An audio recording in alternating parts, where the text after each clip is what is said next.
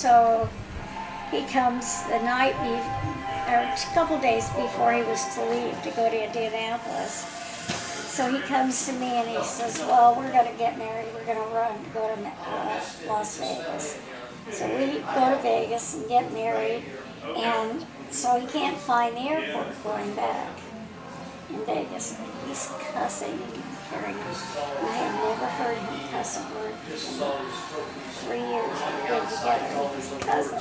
I'm looking at him. I'm like, God, what happened to the man I knew, He's like, well, the papers were signed. Oh, God. So we finally get to the airport, and Jim calls Clint, and Clint says, where are you? We're ready to leave. They were packed up, ready to go to Indy.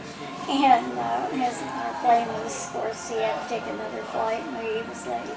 So he leaves for Indy the minute we get Oh my goodness. Now that's something that throughout the book of his that I read, everybody said that he was so calm and collected and never lost it. And now you just told me the story of what he did. I know, but that shocked me. I've been with him 3 years and never heard him cuss. And here he is cussing away, And when he's racing on the track, he gets mad at the guys that say something that he doesn't think is right. So he'll let them know I'm not too good at terms. But that's the only time he's never ever cussed at home. I've never heard him cuss.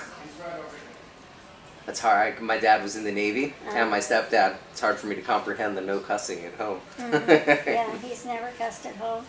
And nowadays, you know how the young people use the F word every other word almost. And Jim has never ever cussed at home. And I do. I mean, I don't cuss loud, say damn or something, but he never says a bad word. It's amazing. How has it been for you being on the other side? So you have been involved in the racing world. What's it like to be the wife of the guy who's going out of town to all the races all the time? Well, I think in a lot of ways you kind of, you just get used to them being gone a lot. And when anything really bad happens and he's gone,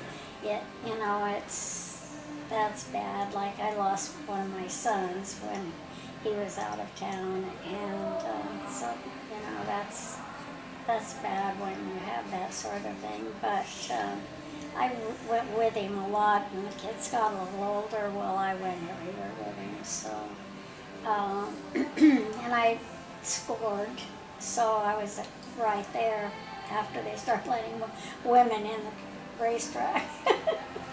I'll never forget the first time they did, and I got to the track and I was at the gate, and oh gosh, I can't remember her name, from Michigan, but she was one of the sponsors on the cars, and she yells at me, "Come on in, Monte, you can come in now."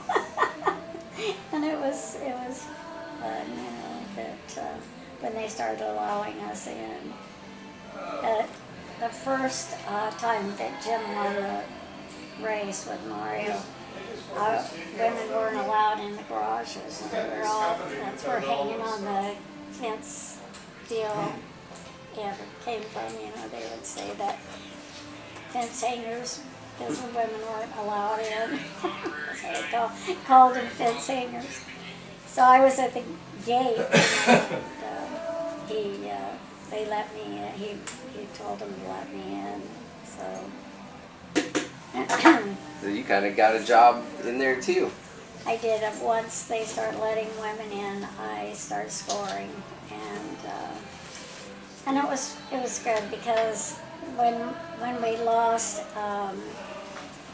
Art Pollard was killed, and somebody else was killed that year. I know Revson and Pollard. Somebody else was killed that year, and I said, I'm not going to go anymore. And he says, okay. He kind of just let it go, never said very much to me. But then when racing season started, he said to me one day, I really need somebody to score. Can you think you could just do this scoring this one time? Because I need a score, a person to score. And so, of course, I did, and that got me, back in it. But he was smart that way. He never really said, I don't, you gotta come, he didn't. He just said, would you do this one time for me? The one time and you were back.